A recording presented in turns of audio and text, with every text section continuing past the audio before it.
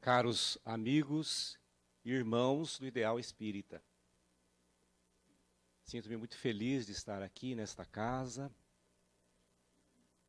Convivi aqui muito novinho, né? Junto com meus pais, participava de palestras da mocidade, aí às 10 horas da manhã, naquela época, aos domingos.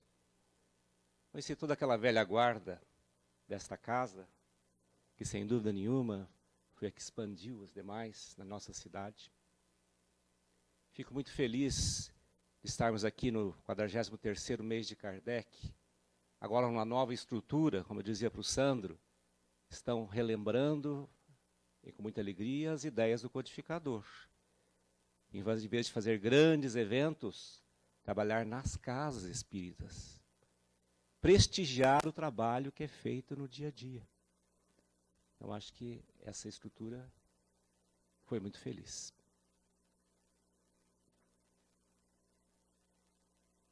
A evidente bancarrota ecológica do planeta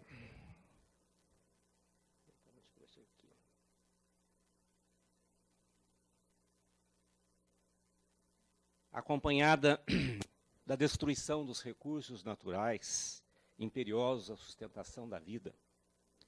Esse regime antinatural, essas condições intoxicantes pela poluição, pelos alimentos impróprios, pelos tratamentos forçados e artificiais, encaminham o ser humano cada vez mais para as chamadas moléstias crônicas e degenerativas. Resta então ao corpo físico ir adaptando-se a esses fatores patológicos que trazem as doenças constantemente presentes no mundo atual.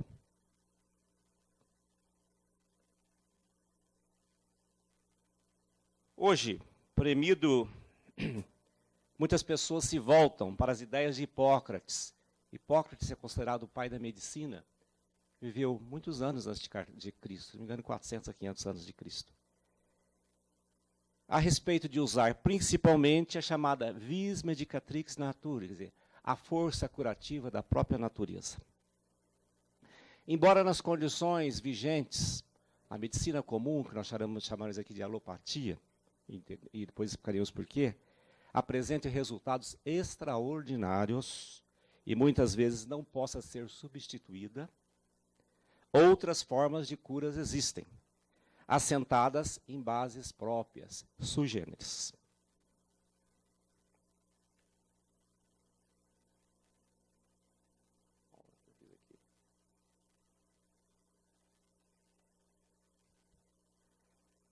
Um jovem médico alemão, Samuel Hahnemann, que viveu entre o ano 1755 e 1843, idealista, depois que tinha formado em medicina, já exercia algum tempo, estava desgostoso com a medicina que ele vinha praticando, que era comum naquela época. Não tinha nenhum fundamento lógico dos tratamentos. Eram extremamente agressivos e sem nenhuma base. Era a base de sangrias, de purgativos, de estupefacientes, né? Vemos, por exemplo, o tratamento feito a George Washington. George Washington foi o primeiro presidente dos Estados Unidos. Ele apresentou de manhã uma dor de garganta. Chamado o médico, foi feita uma sangria de meio litro. Uma hora depois, foi feita uma nova sangria. Foi colocado um vesicatório no pescoço. À tarde, mais uma sangria. Foi usado calomelano, que é o cloreto de mercúrio, mercuroso, por via oral, que é um purgativo. Resultado do tratamento, ele começou com dor de garganta de manhã, óbito às 22 horas. Faleceu às 10 horas da noite. Vamos ver desse tipo de tratamento que era feito e que Hahnemann, como idealista, como médico, que realmente tinha a ideia de tratar as pessoas, ele tornou-se um verdadeiro reformador da arte médica ao descobrir um princípio oposto àquele que se dava. Normalmente era assim. E ainda, em muitos casos é assim. Você tem uma diarreia, você dá alguma coisa para segurar. Né? Você tem uma dor, você dá um analgésico. Sempre o contrário. E ele voltou às ideias lá do pai da medicina, Hipócrates, quando ele dizia que existem outros métodos de curar. Naquele célebre frase, similia similibus curento, que é uma frase em latim, quer dizer, o semelhante cura-se pelo semelhante.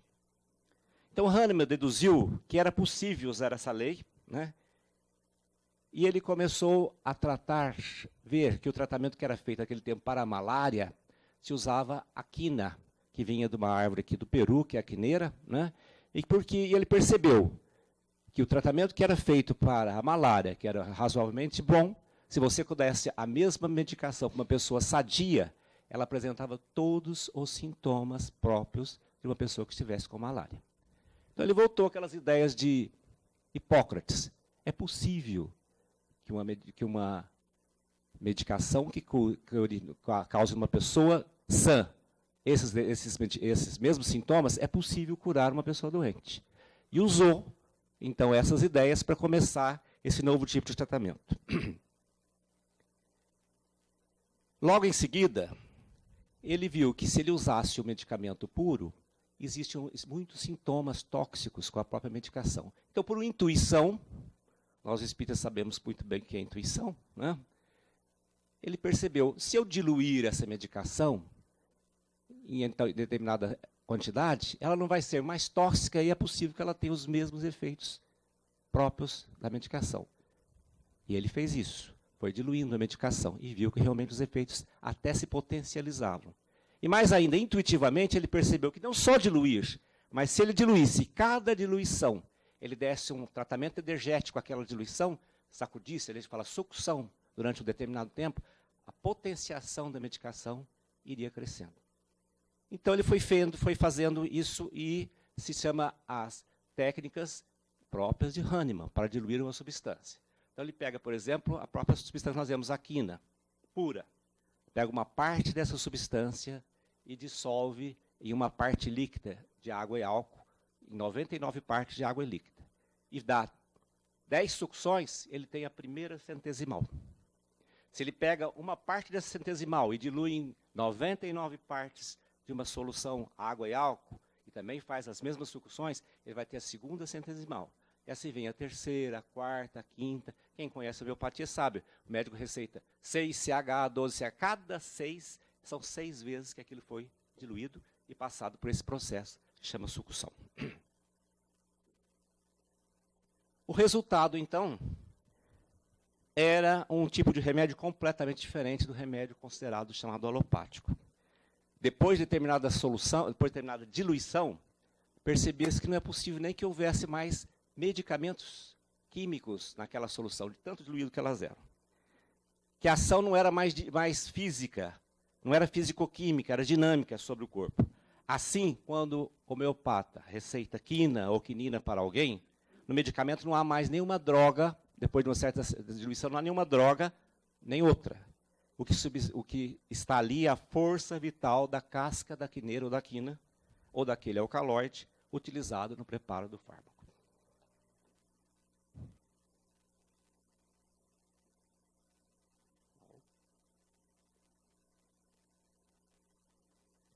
Então foi Hahnemann quem cunhou os termos homeopatia e alopatia. Homeopatia, que em grego significa tratamento semelhante à doença, baseia-se então na lei de similitude, lá do tempo de Hipócrates, similia similibus curento, de acordo com o qual uma pessoa doente deve receber um tratamento cuja medicação produza sintomas semelhantes ao da doença numa pessoa sadia. A alopatia, quer dizer, do grego allos, significa um sistema terapêutico que consiste em tratar as doenças por meio contrários. Veio com o tempo a se tornar sinônimo da medicina ortodoxa centrada no uso de drogas. Isso não quer dizer, quando a gente fala que a alopatia é a medicina em comum, que a medicina só use meio contrário. Mas ficou cunhado, homeopatia, o semelhante, o resto seria alopatia. Acho que dá para ver.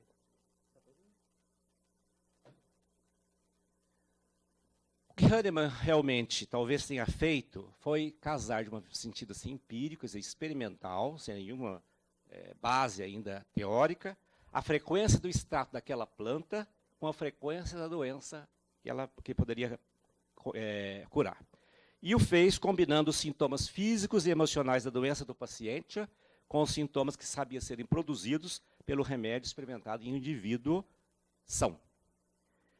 O próprio Hahnemann experimentou mais de 120 substâncias, dando início à farmacotécnica homeopática. As observações de Hahnemann acerca do aumento da eficácia terapêutica em medicamentos cada vez mais diluídos certamente vai contrariar muito dos princípios consagrados da farmacocinética a respeito da relação dose e efeito, que a gente aprende na faculdade. Quanto maior o remédio, maior o efeito. A homeopatia é o contrário. Quanto menos medicação tem ali, maior é o efeito. Né? E, então, vai contra o pensamento médico ainda contemporâneo. Porque, paradoxalmente, quanto maior a potência do remédio homeopático, menor é a probabilidade que se possa encontrar no remédio até mesmo uma única molécula da substância original. Quem estudou química sabe que é o número de Avogadro. Quando você dilui uma substância, quando você chega numa certa diluição, dali para frente não é possível mais quimicamente ter uma substância. E na homeopatia isso corresponde à potência 12. Acima da 12, você teoricamente não acharia nenhuma molécula material da substância homeopática. Uma coisa interessante a respeito do complexo de sintomas reunidos pelo médico homeopata, né? Ele pega uma pessoa sadia, dá uma medicação e vai ver todos os sintomas que ela causa, é que os sintomas mentais e emocionais recebem um peso igual ou maior até que dos próprios sintomas físicos. Sob esse aspecto, a homeopatia foi uma das primeiras disciplinas médicas holísticas, quer dizer, ver a pessoa como um todo, né?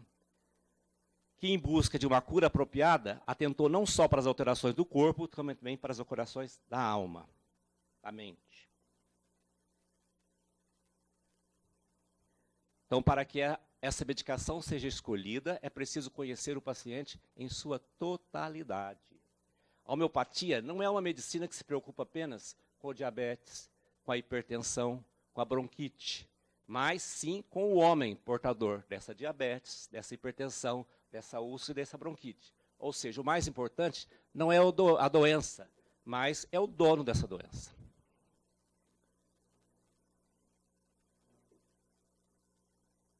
A totalidade sintomática, aquela imagem da essência interior da doença, isto é, do distúrbio vital, refletido no nosso corpo físico, no exterior, é o principal e único meio pelo qual a doença demonstra o remédio que necessita.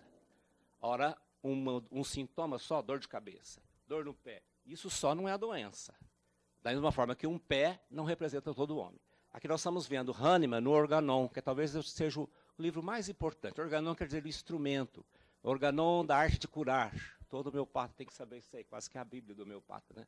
É o instrumento da arte de curar. Então ali está toda a filosofia, toda a parte técnica da homeopatia, de uma maneira muito resumida, mas ali está. Nós vamos ver que muito do que Hahnemann fala, para nós espíritos, não é novidade. Aí nós estamos pegando uma frase do Leonard Boff, o teólogo católico, que diz o seguinte, confirmando aquele lá de Hahnemann: não é o joelho que dói, sou eu, em minha totalidade existencial, que sofro. Portanto, não é uma parte que está doente, mas é a vida que adoece em suas várias dimensões. Em relação a si mesmo, em relação à sociedade, em relação com o sentido global da vida.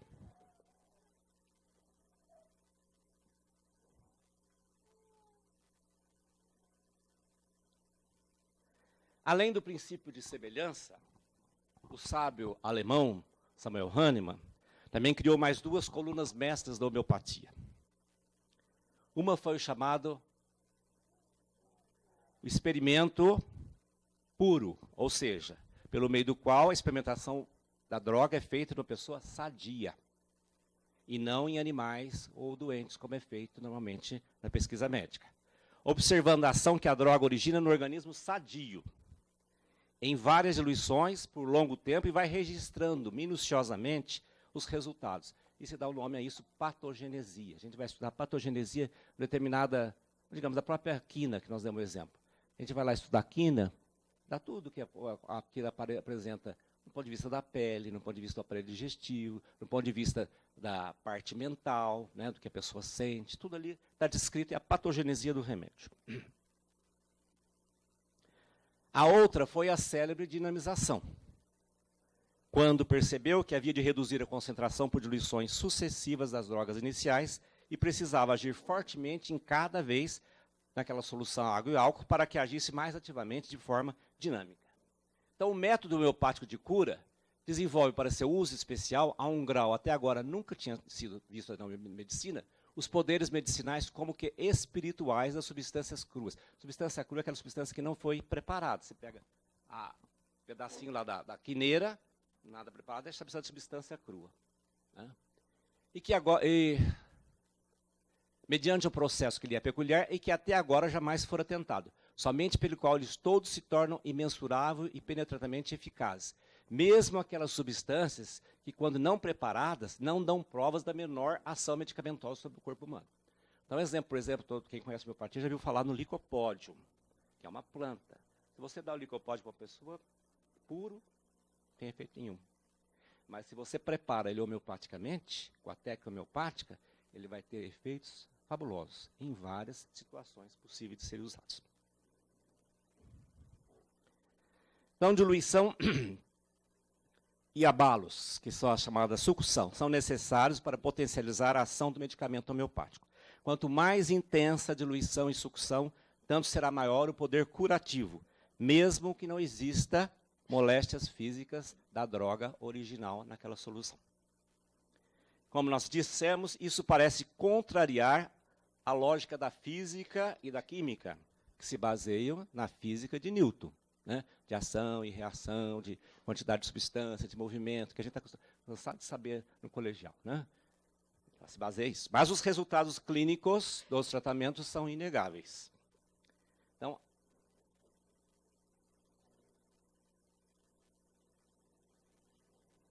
a partir de determinada dinamização, nós já dissemos isso, vamos repetir, não encontramos mais a matéria-prima que originou aquela medicação homeopática, mas somente potência energética carregando informações.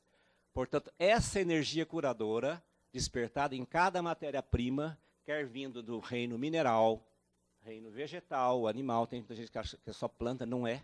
Né? Quem já tomou apis-mel, o que é? O veneno da abelha. Né?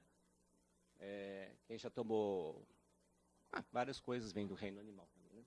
Então, isso carrega uma informação, uma característica própria, que poderíamos designar como a alma daquela substância.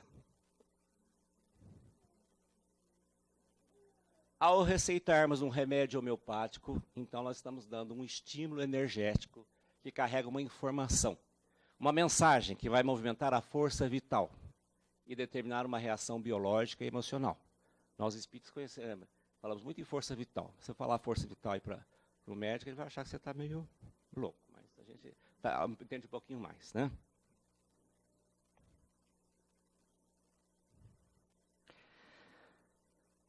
Para aqueles que têm, então, um pensamento muito concreto, reducionista, é muito difícil entender para eles a ação da homeopatia, já que ele não tem substância mais material. Mas o objetivo principal do tratamento homeopático, reequilibrar a força vital e não apenas suprimir sintomas. Está com dor de cabeça, tirar dor de cabeça. Dor de cabeça é uma pontinha do iceberg, mas você tem que pensar um pouco mais profundamente. O paciente é uma individualidade. Teorias que tentam explicar a cura pela homeopatia. Se cura, por quê? Se não tem substância física ali naquela solução. Sugestão. Então, é a boa-fé nas gotinhas ou nos glóbulos é que agiriam como fator de cura. Aí nós perguntaríamos, como sugestionar bebês, como sugestionar animais e até plantas passíveis de tratamento homeopático? O papel da sugestão nas curas, homeopáticas ou não, costuma acontecer mesmo. Mas não é só patrimônio da homeopatia. E tem a ver com ela tanto quanto tem a ver com a religião, com a medicina, com a psicanálise, com a psiquiatria, etc. Então seria o placebo. O que é um placebo? É uma variante da sugestão. O placebo seria uma variante da sugestão. Uma substância que você dá inofensiva, sem valor nenhum, mas aqui fala que tem um remédio, né? Administrada no lugar do medicamento, né? E nas mesmas condições que este, e a pessoa acha que recebe o medicamento e começa a se sentir aliviado. É comumente feito o placebo em experiências médicas, para ver se realmente a medicação age. Você dá, a gente fala de maneira cega, nem o médico sabe que ele está dando. Para um você dá a substância, para o outro você não dá a substância. Os dois receberam o remédio, depois você vai fazer uma análise estatística, e a medicina usa muito análise estatística, para ver realmente se o remédio ele tem um efeito realmente maior que supere apenas uma sugestão. O placebo não cura ninguém, mas a sugestão que o doente impõe então a si mesmo pode levar a curar-se apesar do placebo. Isso pode acontecer, como não? Isso é possível acontecer. Para aqueles que continuam acreditando que a homeopatia não passa de efeito placebo, tem-se a dizer que ele é um placebo tão bom, tão eficiente, que supera às vezes as melhores medicações indicadas, a ponto de curar crianças lactantes e animais que não são sugestíveis de serem sugestionados.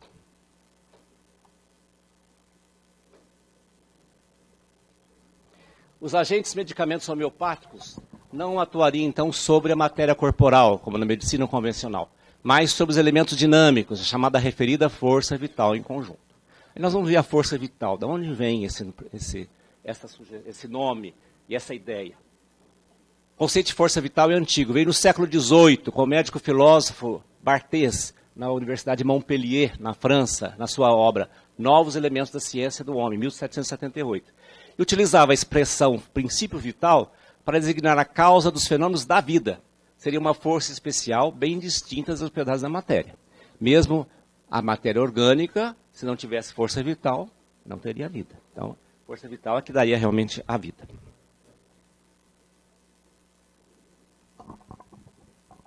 Hahnemann utiliza a ideia de força vital para compreender o adoecer e o processo de cura. Para ele, o ser humano é constituído de corpo, de matéria, de espírito e de força vital. Essa força vital é que vai organizar e dar vida à matéria, sustentando o seu funcionamento e possibilitando a saúde. O organismo é o instrumento material da vida, onde corpo e força vital formam uma unidade inseparável. Então, vem a concepção de saúde para Hahnemann, lá no Organon. No estado de saúde, a força vital, material, que dinamicamente anima o corpo físico, reina com poder ilimitado e mantém todas as suas partes em admirável atividade harmônica, nas suas sensações e funções, de maneira que o Espírito eterno, dotado de razão que reside em nós, pode livremente dispor desse instrumento vivo e são para atender aos mais altos fins de nossa existência. Não parece muito difícil a gente estar lendo Kardec, né? Muito diferente. Então, a força vital hoje, na medicina, nós poderíamos entender como toda a conjugação psiconeuroimunoendócrina. Quer dizer isso. Hoje você procura entender a pessoa como um todo. Não é só o sistema nervoso, não é só o sistema digestivo. Existe uma conjugação de tudo isso funcionando em conjunto. Então se estuda muito a conjugação do psico, quer dizer, da mente, do neuro, que é o sistema nervoso, do imuno, que é o nosso sistema de defesa, e o sistema endócrino, que está no nosso organismo todo. Tudo isso funciona harmonicamente. Então nós poderíamos entender a força vital mais ou menos como uma conjugação de tudo isso.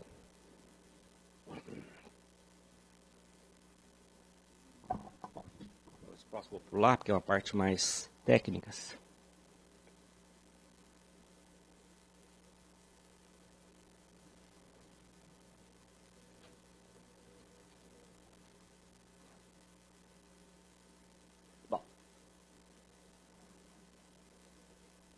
Em 1998, esse médico francês, Dr. Jacques Beneviste, médico imunologista francês, muito conceituado, tinha suas pesquisas sobre a memória da água e o crescimento de linfócitos. Linfócitos é uma parte dos nossos glóbulos brancos.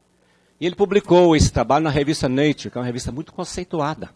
E foi uma revolução, porque mostrava diluições muito acentuadas, homeopáticas, né, praticamente, né, e que tinham ação sobre o crescimento de linfócitos.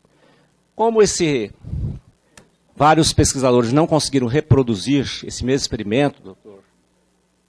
Jacques Beneviste, ele foi extremamente criticado, foi visto como um não cientista, e ele acabou falecendo em situações muito desagradáveis. Assim como um pária na medicina. Mas o Dr. Luc Montagnier, que é o virologista francês, descobridor com sua equipe do retrovírus da AIDS, recebeu o Prêmio Nobel de 2008 em Medicina e Fisiologia, na própria revista, na outra revista Science, em dezembro de 2010, ele também trabalhava com diluições, ele diz o seguinte: ainda defendendo o seu colega, ele falou que meu colega foi extremamente criticado e sem razão. Eu não posso dizer que a homeopatia está certa em tudo. O que posso dizer é que altas diluições, como são usadas em homeopatia, estão certas. Altas diluições são diferentes de nada. Elas são estruturas de água que imitam as moléculas originais. O que fica, então, na solução medicamentosa e resiste às múltiplas diluições, crescendo após as sucções, o movimento de dinamização, não é um agente físico no plano da matéria densa da Terra. É um agente energético, é o fluido, constituído do organismo espiritual de cada ser. O processo de cura pela homeopatia consiste em encontrar em cada caso um medicamento cuja frequência vibratória combine o mais possível com a frequência vibratória do corpo fluídico energético do paciente. Então, nos remédios homeopáticos, a assinatura energética de uma substância medicinal é primeiro transferida para um solvente, como a água e álcool, e depois para um glóbulo neutro de lactose. É a assinatura vibracional da substância e não as suas propriedades moleculares que são utilizadas para o tratamento da cura.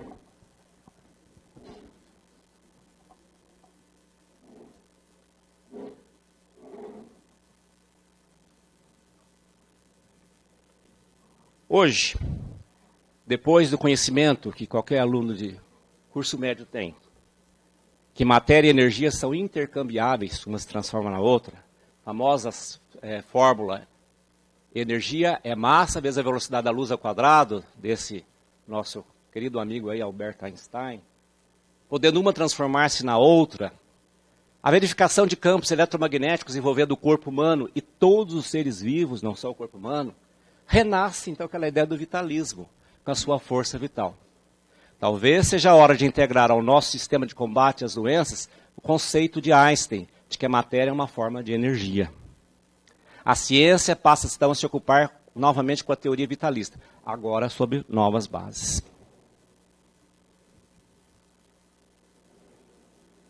Toda substância, seja ela animada ou inanimada, quer dizer, do corpo, não só até do reino mineral, possui um campo eletromagnético. Daí, uma substância qualquer pode afetar o organismo humano pela ação química direta, como são os medicamentos comuns, ou pela interação dos campos eletromagnéticos, se as frequências estiverem suficientemente próximas para sintonizarem.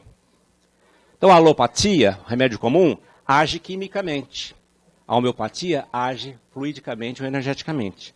Portanto, o mesmo medicamento ele pode ter uma ação indicada alopática e outra homeopática. Pegamos arsênico albo. Se eu der arsênico albo puro para qualquer um de nós, ele é veneno. Mata. É uma das ideias que Napoleão Bonaparte foi morto intoxicado com arsênico. Se você usar o arsênico em diluições e com a técnica homeopática, ele é um grande remédio. Usado em asma, usado em grandes problemas. Então, ele pode ser usado nas duas formas. Né? Como exemplo, vamos estudar uma medicação. Não, nas propriedades homeopáticas de origem vegetal, as propriedades físicas da droga existentes são removidas, restando no remédio apenas propriedades energéticas sutis absorvidas pela água. Cada remédio contém as propriedades vibracionais específicas do material básico numa forma potencializada para o tratamento homeopático. Peguemos uma medicação homeopática que se usa muito, que todo mundo conhece. É o nato buriático ou sal de cozinha. Né? Vamos ver o que ele causa numa pessoa sadia. Quais são os sintomas que ele causa numa pessoa sadia? Que é chamada patogenesia do remédio, que é o nato buriático. Então vamos virar do ponto de vista mental. Constantemente triste, agrava quando é consolado, tendência marcada ao choro, humor variável, remoe acontecimentos passados, desagradáveis, né? Medo do futuro e da morte, prefere solidão, portador de dores de cabeças crônicas e periódicas, uma sede insaciável, desejo marcante de sal e aversão ao pão. Do ponto de vista de sistema digestivo, prisão de ventre com fezes endurecidas e secas, marcante sensibilidade ao frio, pele oleosa, eczema seco. Os sintomas tendem a agravar-se pela manhã, quando toma sol, na beira do mar, por exercício mental, estando deitado na lua cheia. E tende a melhorar quando a pessoa está ao ar livre, água fria, do lado direito ou deitado do lado dolorido. Mas a característica principal que a gente vai ver nas patogenesias do nato muriático é a mágoa, fixando-se no passado, remoendo os acontecimentos.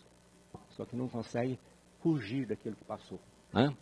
É claro que você vai estudar uma pessoa, você não vai ver tudo isso numa pessoa, mas alguns sintomas que chamam a atenção do médico, se encaixando ali no nato muriático, se você der nato muriático, é possível você melhorar ou tratar totalmente aquela doença.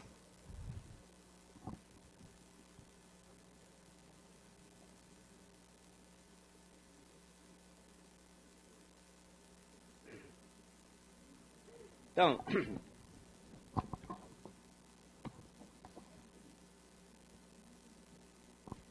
a homeopatia vem propor uma visão de totalidade, uma medicina de profundidade, resgatando aquele olhar alquímico da vida e apontando a necessidade de buscarmos a essência que nos cura, que está fora e ao mesmo tempo dentro de nós. Hahnemann, como nós dissemos, morreu em 1843. E os últimos 8 anos dele ele passou em Paris. Não conheceu Allan Kardec. Quando Hahnemann faleceu, o espiritismo não existia, mas ele era contemporâneo. A ligação entre os princípios do espiritismo e da homeopatia são muito evidentes.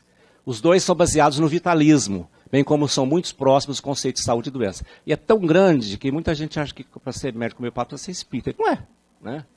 E que só espírita gosta de homeopatia também. Não é. Mas que a base filosófica é muito parecida, é. A visão espírita de saúde é, portanto, também holística.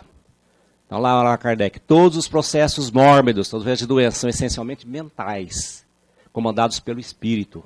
Os fenômenos físicos, biológicos, sociais, culturais e espirituais exercem influência sobre o espírito, que os metaboliza e integra. Várias comunicações nas obras básicas e na revista Espírita, editada por Allan Kardec, tratam da homeopatia e de sua ligação com o espiritismo. No Brasil, foram as instituições espíritas que sustentaram a sobrevivência desse método de cura, principalmente na primeira metade do século XX. A homeopatia praticamente quase que sumiu. E a maioria ficou presa aos centros espíritas. Eurípides Barçalufo foi um que trabalhou muito com homeopatia. Nós gostaríamos de lembrar um exemplo aqui. Eu era adolescente, meu pai era muito amigo do Hamilton Wilson, que era irmão de Eurípides Barçalufo, e ele visitando Franca, nós viemos aqui visitar a doutora Agnello Morato, no sábado à tarde, ali naquela parede, a farmácia Alberto Seabra, o doutor Agnello colocava. Então isso marca. Então ele foi um dos que fez com que aquela chama não se perdesse de todo. Então várias comunicações nas obras básicas, na revista Espírita, na Kardec, tratam da homeopatia e sua ligação com o espiritismo. Vamos lembrar algumas.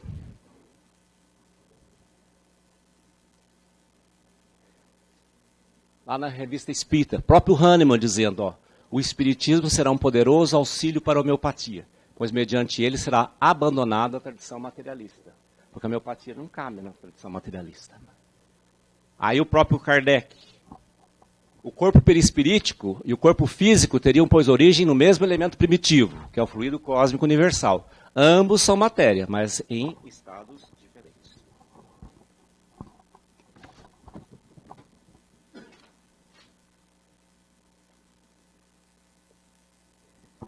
A homeopatia, provando o poder da ação da matéria espiritualizada, liga-se ao papel importante que representa o perispírito em certas afecções. Ataca o mal em sua própria fonte, que está fora do organismo, cuja alteração é apenas consecutiva. Allan Kardec, na revista Espírita, agosto de 1863. Benoît Hamir, um jovem médico francês, foi quem trouxe a homeopatia no Brasil. Ele se estabeleceu lá, muito jovem, em Santa Catarina, fundou ali uma colônia que ele queria praticar, uma colônia que tivesse base no socialismo. Ficou alguns anos lá, não deu certo, mas ele que trouxe a homeopatia para o Brasil, depois foi ao Rio de Janeiro, voltou à França e acabou falecendo numa epidemia de cólera no Egito. Mas aí uma comunicação dele, na revista Espírita de janeiro de 1864. A homeopatia é o começo da descoberta dos fluidos latentes, das energias latentes. Far-se-ão muitas outras, igualmente preciosas, formando um todo harmonioso que conduzirá o vosso globo à perfeição. Aí, esse conhecido André Luiz, né? Vamos ver o que ele nos ensina. O corpo espiritual possui uma estrutura eletromagnética. Desse modo, a sua atuação do corpo espiritual no plano físico da matéria deve ser através de campos eletromagnéticos, eletrodinâmicos. Aí, Emmanuel, o medicamento homeopático atua energeticamente e não quimicamente, aquilo que nós já falamos. Ou seja, a sua ação terapêutica vai se dar no plano dinâmico ou energético do corpo humano, que se localiza onde? No perispírito, que por ressonância vibratória equilibra as disfunções existentes no corpo físico. Por isso, a homeopatia, além de tratar doenças físicas, atua também no tratamento dos desequilíbrios emocionais e mentais, promovendo então o reequilíbrio físico-químico. Não sou eu que digo, é Emmanuel.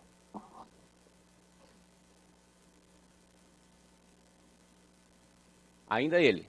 Obedecendo à lei de sintonia, esses medicamentos penetram com facilidade a estrutura mais essencial do indivíduo, como infracorpúsculos ou linhas de forças do mundo subatômico, que dizem respeito à unidade psíquica e experimentação, para a reposição das estruturas danificadas ou estímulos a reações determinadas no cosmos organizado da manifestação do ser.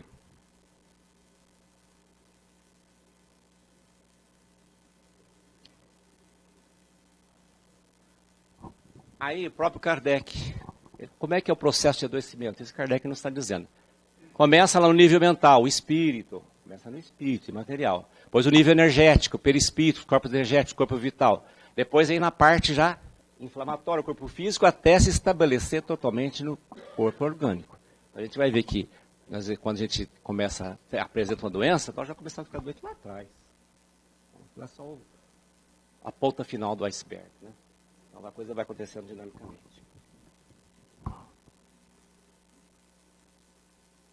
Ainda na Revista Espírita de janeiro de 1967, as 3 causas principais das doenças. Se a doença ou a desordem orgânica procede do corpo, os medicamentos materiais, sabiamente empregados, bastarão para estabelecer a harmonia geral. Se a perturbação está no perispírito, se é fluídica, energética, será preciso uma medicação de natureza fluídica e energética, para que as funções possam retornar ao seu estado normal. Se a doença procede do espírito, será necessária uma medicação espiritual. Se a doença procede do corpo, do perispírito e do espírito, tá, dos 3, será preciso então várias medicações ao mesmo tempo, para se combater na origem as causas de desordem e obter-se a cura.